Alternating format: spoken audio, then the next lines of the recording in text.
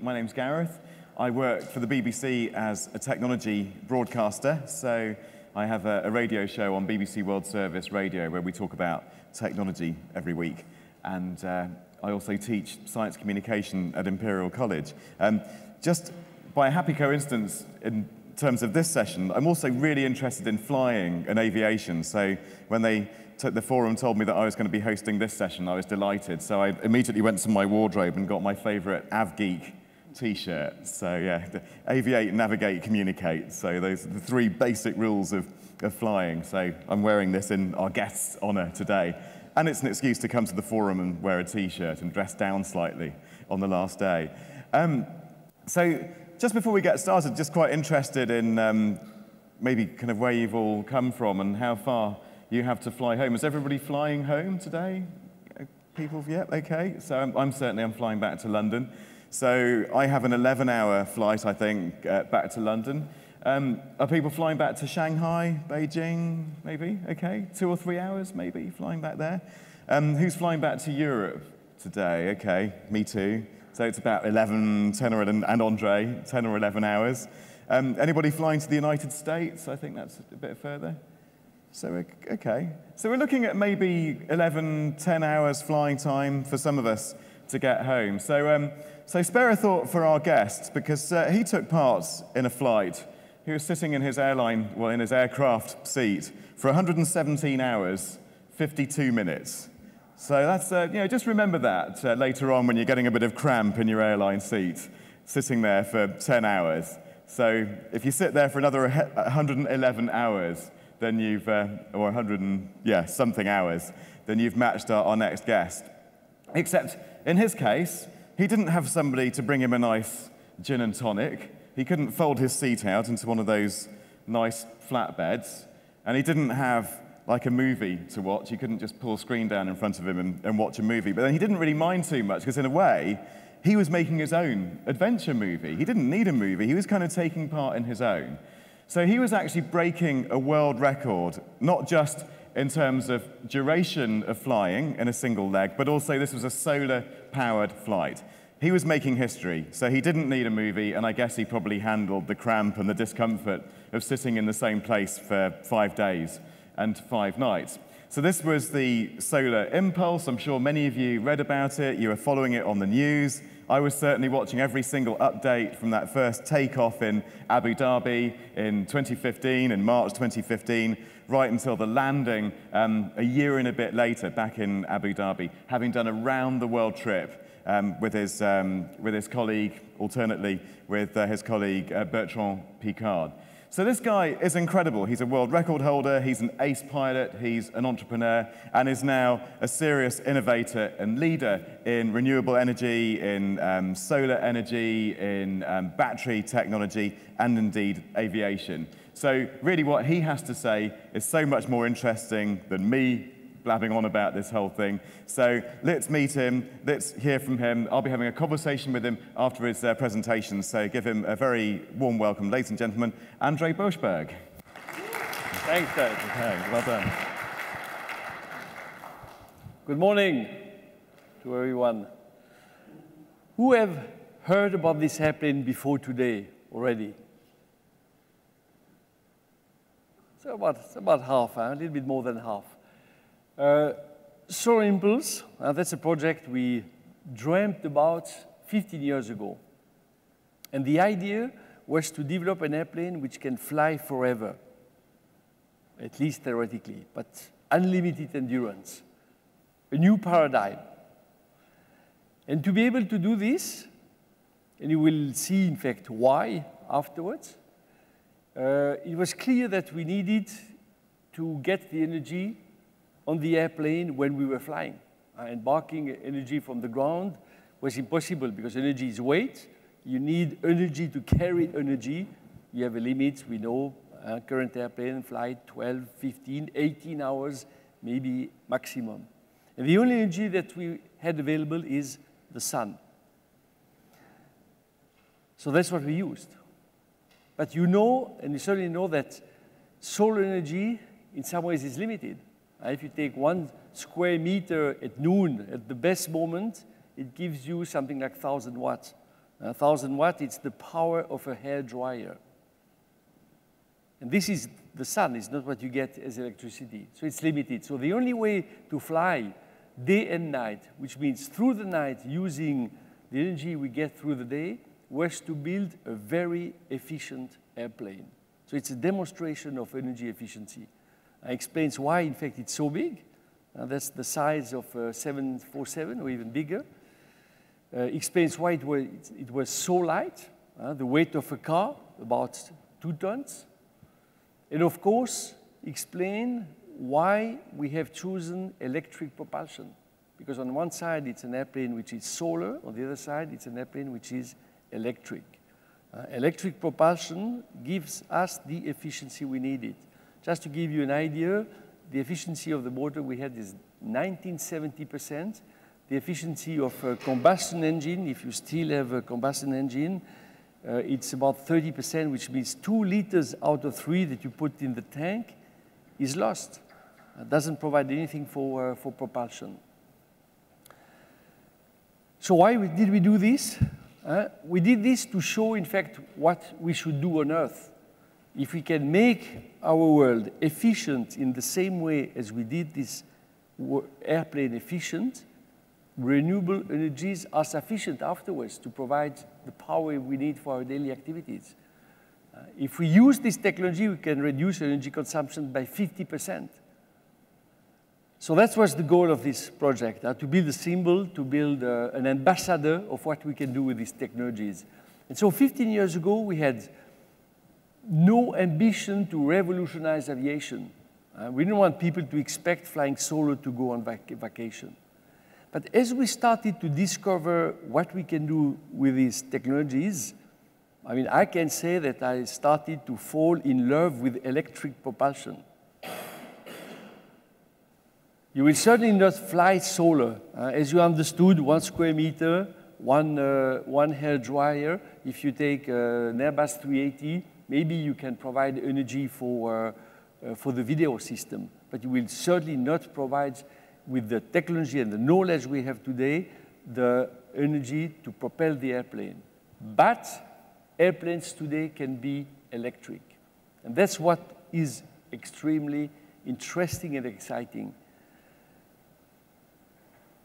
On one side, I'm sure you know that the limit is the battery. That's what we heard on cars, and that's the problem we had with cars, because people were trying to replace combustion engine with electric motors, and they were disappointed to discover that they can drive only 50 kilometers. So the negative part of it is that we have, of course, difficulty to store energy, but the fantastic opportunity is that we can change the design of the airplane. And we can build airplane in a different way so that we can have so much benefits that the hurdle of the low energy density of batteries is not an issue. I think in the cars, Elon Musk demonstrated this a little bit, but in airplane, we have the third dimension that we can use. And this is what I would like to explore together with Gareth this morning. I'm trying to provide you a vision of what we can do with the technology which exists today. It's not a question of inventing new technologies.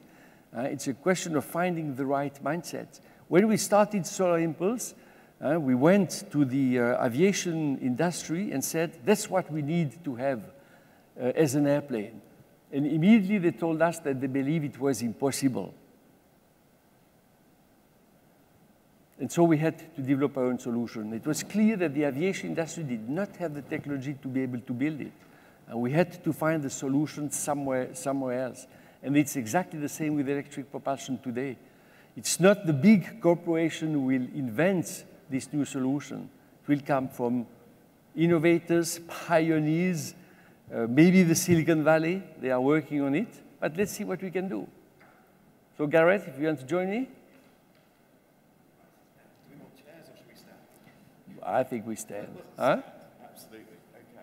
Well, thank you very much for that introduction. It's fascinating to see, Andre. So I wonder if we can sort of take the story right back. You know, we're going to hear obviously a lot more about Solar Impulse and a lot more about your thoughts about the technologies of the future and so on, but maybe right back to the beginning when you're a boy and you're fascinated by flight, you take some flying lessons. And I should say, by the way, that this session is being recorded, it's being streamed live as well, and the Q&A is recorded as well. So where did your interest in flying come from in the first place, Andre?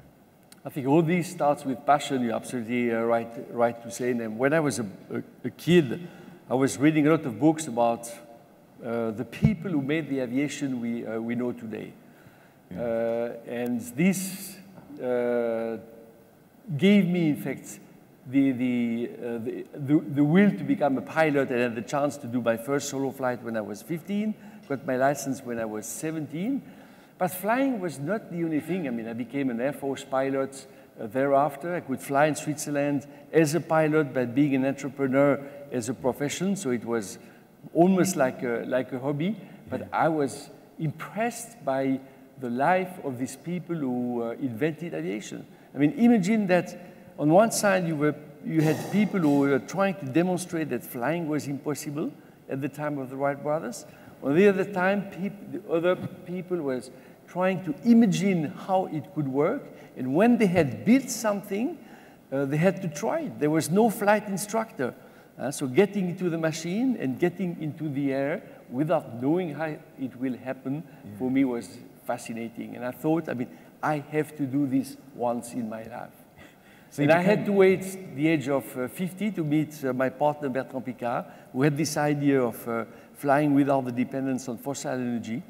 I think when I met him, I had the impression, you know, that the door was opening to this world of pioneers that I've been dreaming when I was a little kid.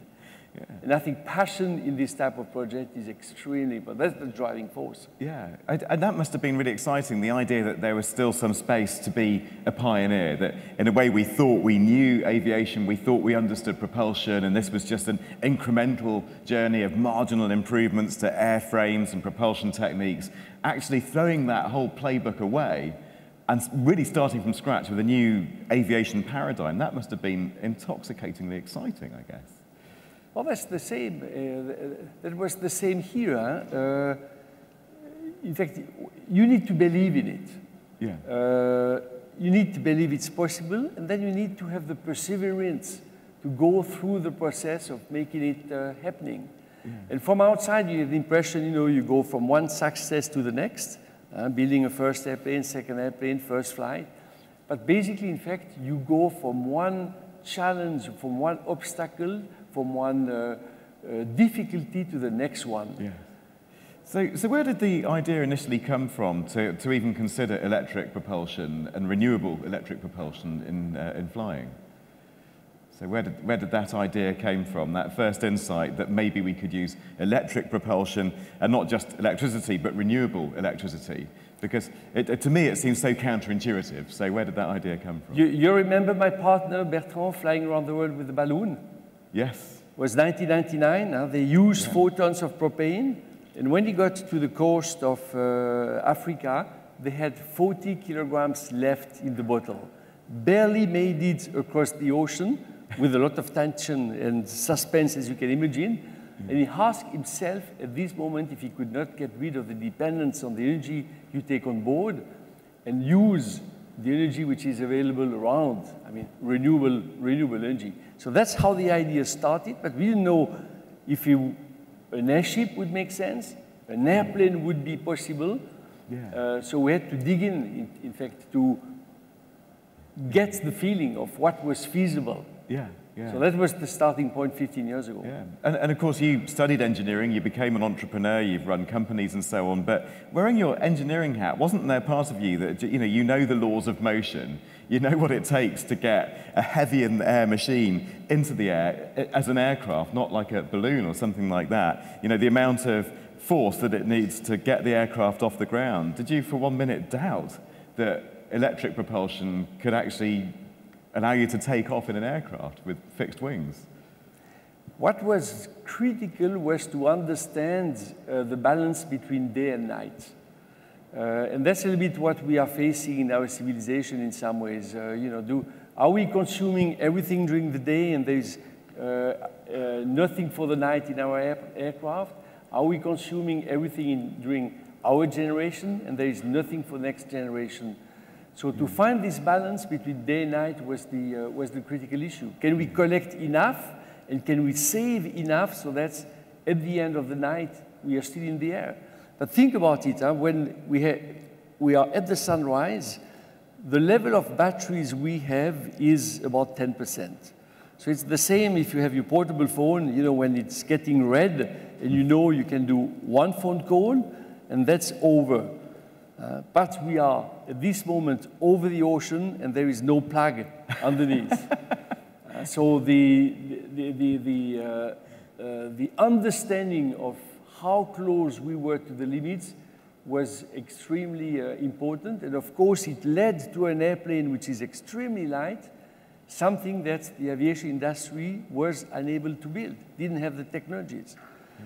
And I remember, in fact, I was looking for a company who could manufacture this airplane, and you have to imagine that this is a skeleton made of carbon fibers, something which is extremely light and very stiff. And the company I found was a company specialized in boat building. Yes. Innovative, knowing the materials, but no clue about aviation.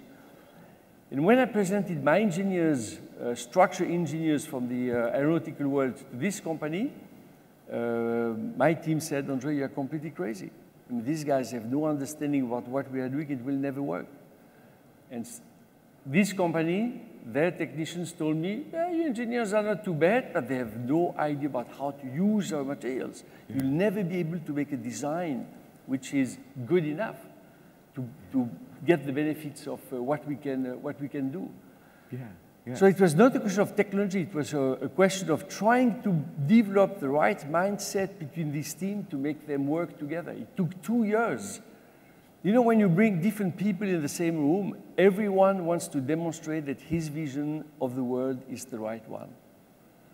And you have to make sure that they start, in fact, to understand what the other person is doing, to see how the idea of the other person can improve my solution. And that's what took time to develop. Yeah. So, I mean, this was a huge research effort, and it was pioneering in every way. Nobody had done this. So just tell us a little bit about the solar. There were 2 solar impulse aircraft. So obviously the world record-breaking one was Solar Impulse 2. So if we just kind of hop forward to that one, just tell us a bit about the construction of the aircraft. Obviously it has the electric motors. Just tell us a little bit about it. So it's a skeleton built of carbon fibers. So the weight is essential.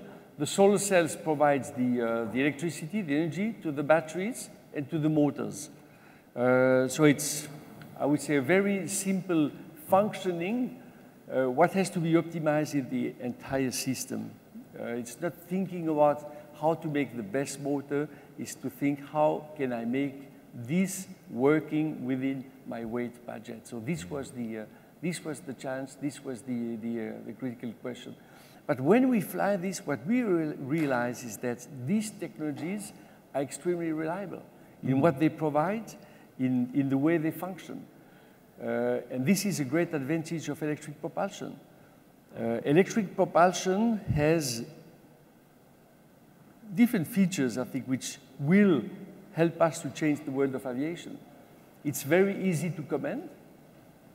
It's using electric boats. It reacts instantly.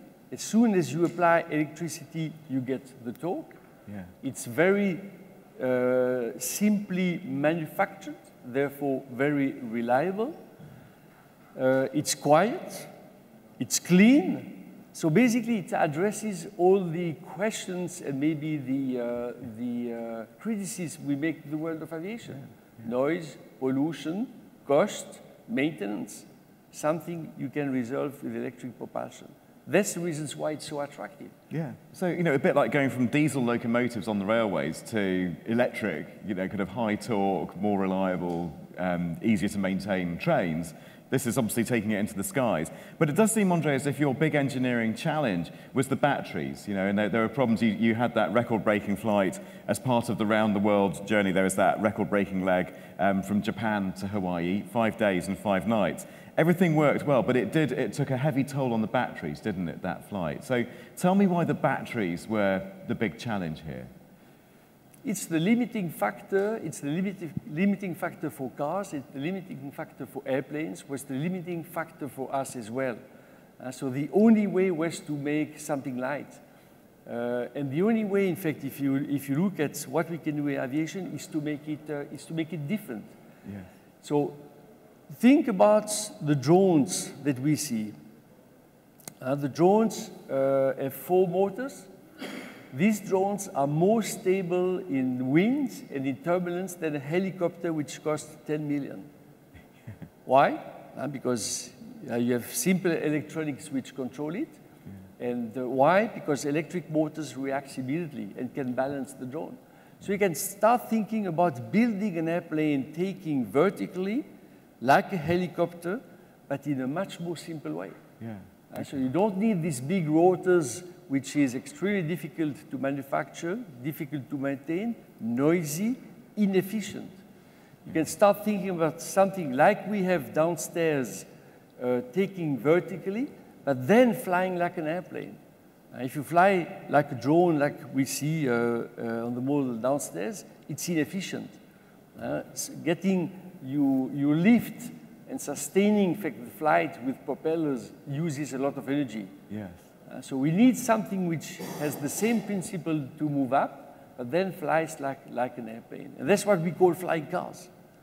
Yeah. And that's where we see the huge potential today. Yeah, and I don't know if you've all seen as you've walked into the venue that personalised drone. If you haven't yet, just hang around and look at it. There's a great video just next to it that shows it flying. And I just thought, I have to have one of those. So I live in London. I could get to work in 10 minutes rather than an hour and 10 minutes. They're amazing. But it's a very good first step, but it's not going to be the ultimate solution. Yeah, okay. But it's a very good first step to explore, in fact, what can be done, of course. Yeah, indeed. And of course, something like that, and like your project, they capture the public's imagination. People come here to listen to you talking, and that's a big part of the momentum in this whole project. So just before we talk about this future vision, then I still want to just go back to the idea of batteries, which in some ways sounds a bit boring. I know we've got batteries in our mobile phones, we don't pay much attention to them, but for this whole adventure to work, you need reliable, lightweight, rechargeable, high energy density batteries. And I was doing an ideas lab with the Korea Advanced Institute of Science and Technology talking about battery technology. And if I learned one thing there, Andre, this stuff is hard. This is really foxing the scientists, just getting these big improvements from our batteries. So just tell us what a challenge it is in aviation, potentially. Do you know the density we have between batteries in terms of energy and the fuel? The ratio is about 1 to 30. So you need 30 times more batteries in weight that you have in fuel. If you take into account the efficiency of an electric motor, which is much higher than a combustion engine, maybe the relationship is only 1 to 10. Yeah. So the hurdle is immense, which means that we will not fly with batteries only. It will have to be hybrid at the beginning. But the advantage of using electric motor is such that it's worth to be hybrid.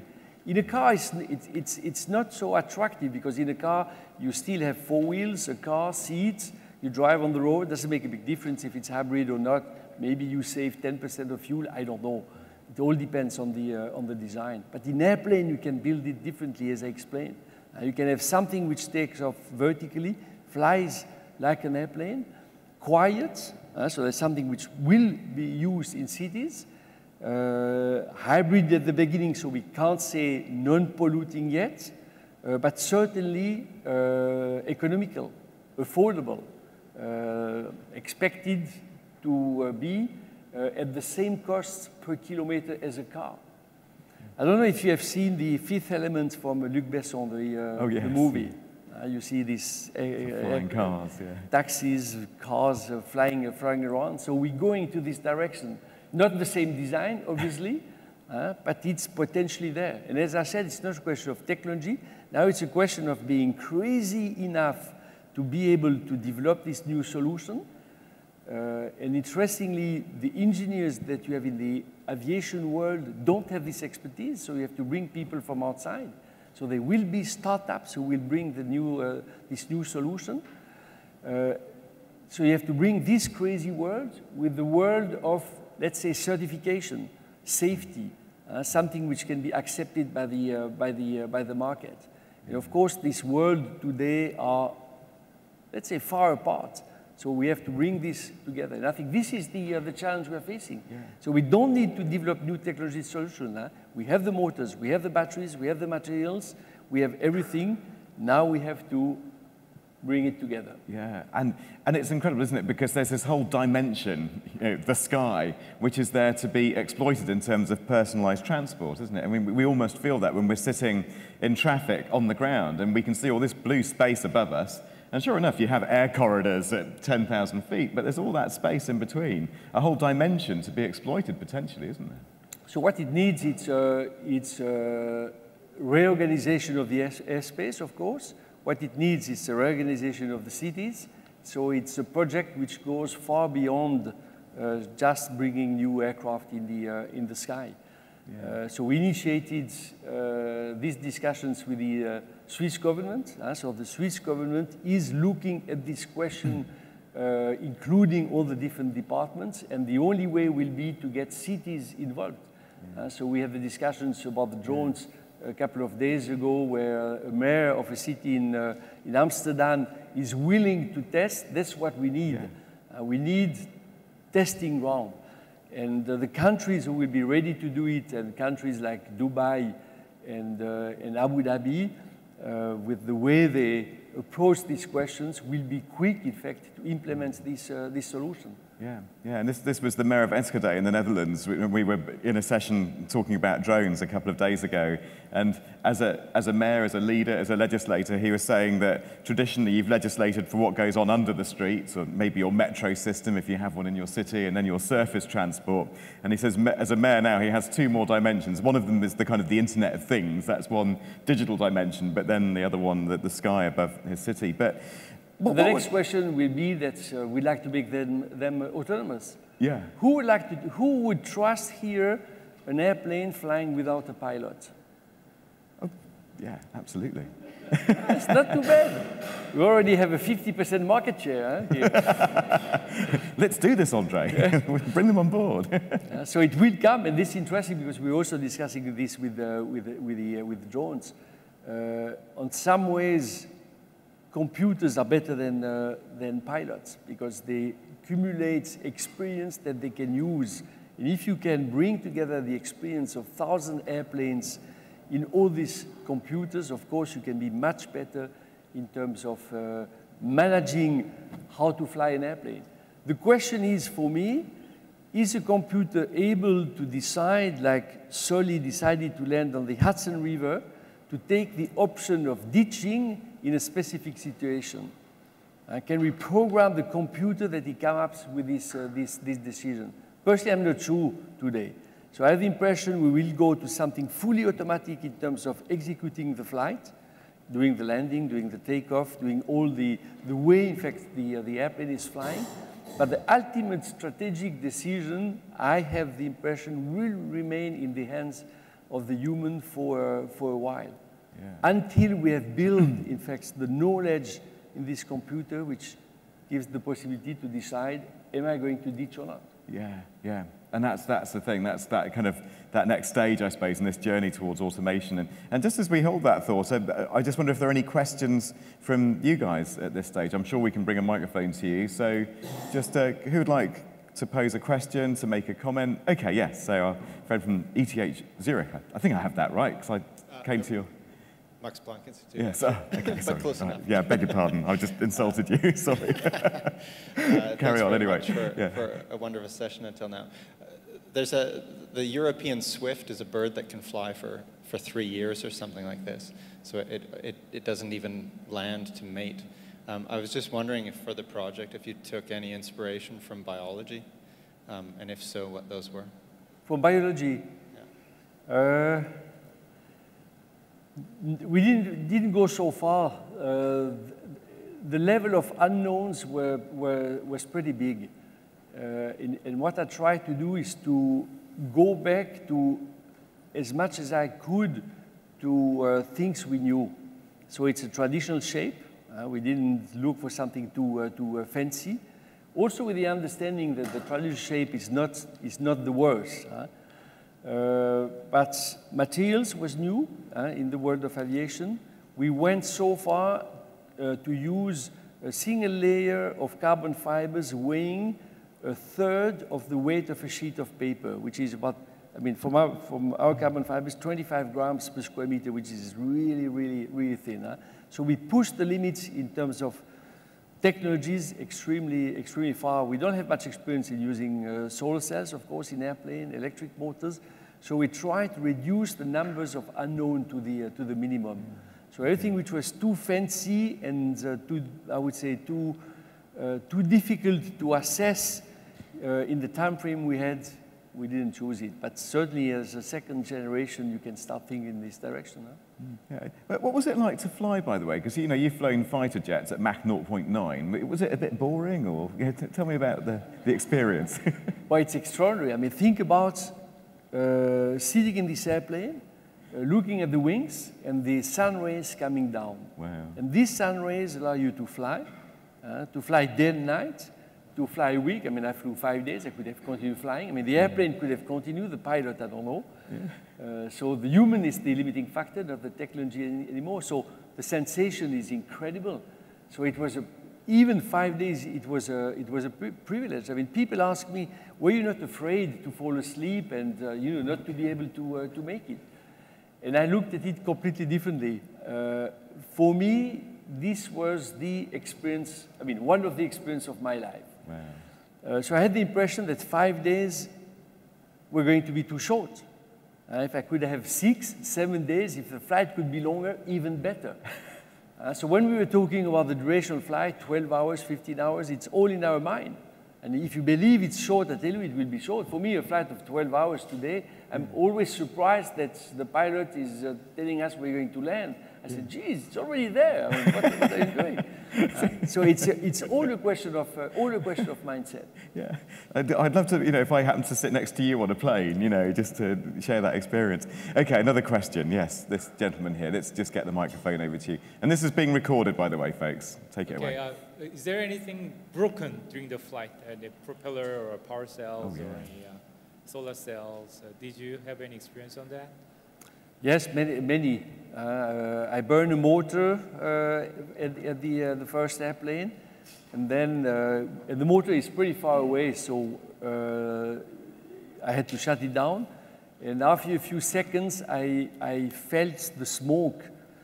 But being far away, I thought, my God, I have also a fire in the cockpit. So I really got excited. This was the first time. The second time I was flying between Washington and New York with the first airplane when we crossed the United States. That was 2012. I had the visit of a helicopter who came to make some pictures. I think it was CNN. And when he came close, I had one of my guys in the cockpits. He told me that I was losing part of the undercover of the wing. What you see underneath, so part of it was being taken away. So he took pictures, sent it to the engineers in Switzerland, and I had a communication through the satellites, and the first comments that I received from the engineers was that they were surprised that the wing did not disintegrate yet. So quite comforting, huh? So what I did was, I said, okay, let's get organized for jumping out. So I prepared the cockpits, and I started to review what I do. I was flying over the Atlantic, over the ocean. How to open the door, how to get out, how to, the kind of position to take, how to open the parachute, how to get into the water, and so on and so on. Oh my. And I felt that, I was ready, and if this would happen, I should be able to make it. And I also told myself, if this happened, make it a great experience, because you don't have the chance to jump out of the Atlantic in a disintegrated airplane every day. No, you're not wrong. And it really calmed me completely, because I thought, if I can continue flying the airplane, it's great, because that's the goal of the project. If I have to jump out, it may be something really special and interesting. So both, I don't want to say win-win strategies, but on the positive side. So again, the mindset is important, and people always ask me, are you not afraid to jump? I mean, the worst case, if you prepare the worst case scenario, in a way, it puts the anxiety away. It's a way to forget it. You know you can handle the very difficult situation, and therefore you're not afraid of it, and you can focus on what you do, focus on the flight, and be at ease, in fact, in this cockpit. Yeah, well they do say a definition of a good pilot is one who does as many landings as takeoffs, I suppose. So, but you know, kind of jumping out and landing that way is a form of landing, isn't it? That qualifies. So, wow, what a story. Any more questions, even about the future of flight or any other thoughts? Because I have millions, we will be talking all day, but I don't want to hog the stage too much. Okay. Well, hold that thought. If you do, you've got 9 minutes and 27 seconds if you want to get a question in. This is your chance to speak to Andre Borschberg and put your question to him. Oh, yes, this gentleman just with his hand up here. Thank you very much. Would you be willing to share your ideas about your future projects and that which you're working on now? So we addressed it a little bit at the beginning. Huh? So the expertise we have at SoImpulse, as you understand, is the electric propulsion, especially the battery management. And the batteries will be used more extensively in cars, in airplanes, and of course we will want to push the limits. So we have to supervise them extremely well. That's done through what we call a battery management system, but it will have to be done from the ground as well. So all this airplane will be controlled by a computer from the ground, and we will be able to push the supervision of the batteries in such a point that you can know if there is a small change in the way the chemical reaction is functioning, if I can put it this way. So I think we can anticipate the degradation of the batteries early enough to avoid a big problem. A car, you can allow a fire. An airplane, you cannot stop on a cloud. So you have to make sure that it does not happen. So this is exactly the type of technologies that we are developing. Solutions for the aviation. We're not developing our own aircraft, but solutions for the aviation world. And as we talked about small aviation, people also asking, I mean, when can we expect a 380 flying electric? This I don't know. But I think that short commuter airplanes, 50 seats, will come in about 10 years. Right, okay. Why? We still have the problem with the batteries, so it's not going to be full electric. But again, in fact, you can design this airplane differently. You can distribute this propulsion. You can, instead of having 1 motor or 2 motors, you can have 10 motors. So you can make the airplane different. That's number one. But number two, imagine to have an airplane which commutes between city, which is not silent, but which is quiet. So it can fly during night. So we'll be able to use slots, to use airports that we are not using today. It will be hybrid for a while, but we can switch the hybrid on when we are in altitude. So it's opening up new segments, new ways, in fact, of developing the transport solution. So that's in this direction that we are working. And leading on from that, then, you think autonomous flying is an inevitability, and if so, by when?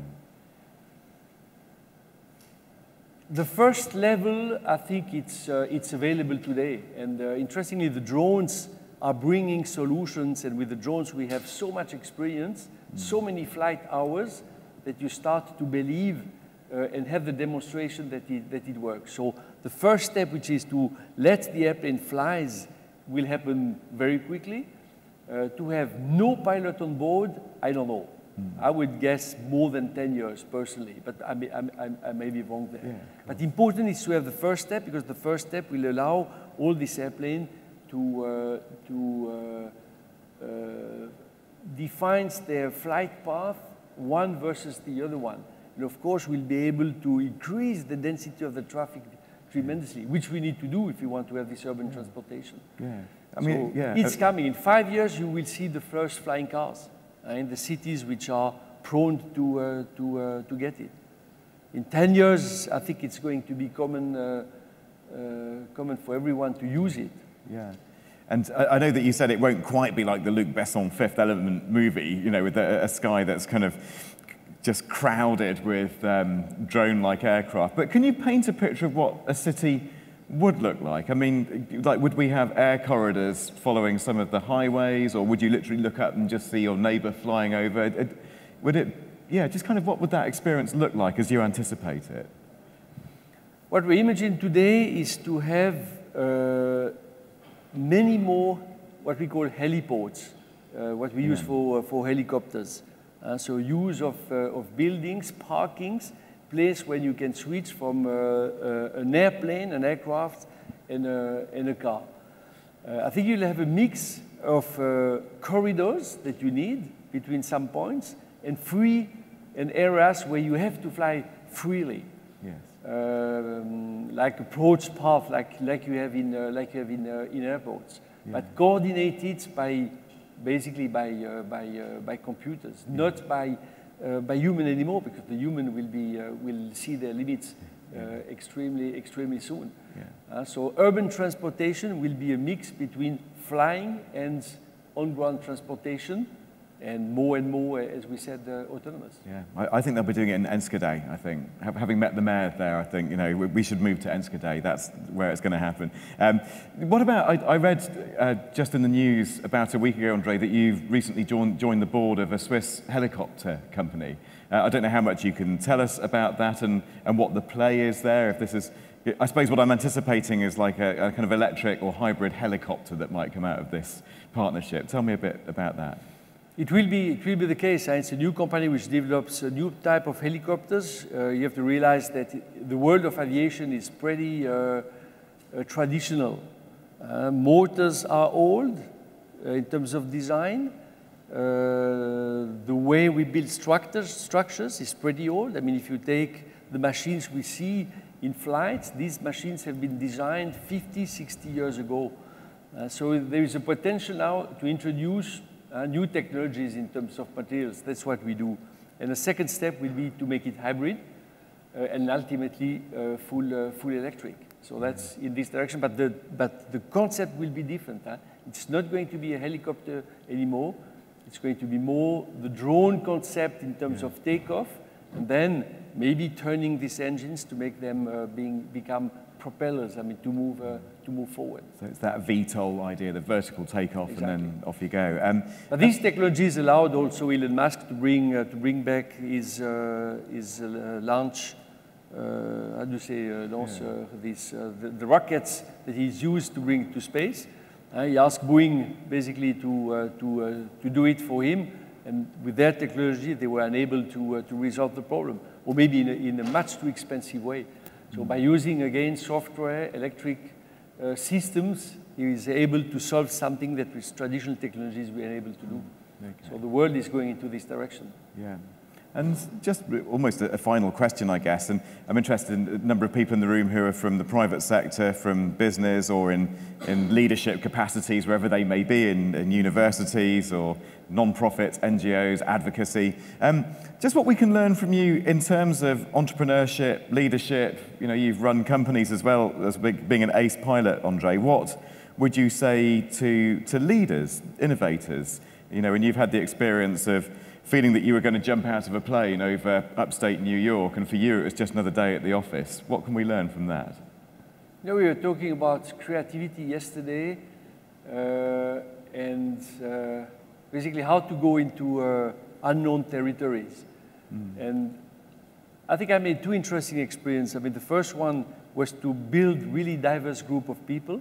But the difficulty, as I explained before, is when you have diverse group of people, they don't know how to talk to each other, so you have to build the right culture, and this takes time. You know, the technology exists. Think about the Wright brothers. They built an airplane with wood and cloth, which exists since 5,000 years. The only thing which was missing is the belief we can fly. Suddenly this was building up, but at the time of the Wright brothers, there were still people trying to demonstrate that flying is impossible. Yeah. So bringing, I mean, really diversity, and we need to bring together different worlds to be able to come up with new solutions. And this is a huge challenge for large corporations. This is easier in small startups. That's the reasons why you see so much dynamic. Okay. The second is, of course, to empower people. In our case, I had no experience in building airplanes. So I could not tell my team how to do it. So basically, I was forced to empower because I knew that they had the ability to decide what to do. My role was to challenge them. My role was to make sure that they were going far enough. My role was to try to, I would say, expand their territory of confidence. Yeah. So it's not guiding by telling the other people what to do, is guiding by giving the possibility to people to realize themselves. Indeed. And there we will leave it. Andre Borschberg, thank you very much indeed. Fascinating. Thank you. Gareth, great pleasure. Thank you. Yeah, thank you. That's great. It's amazing. Wow, covered a lot of ground there.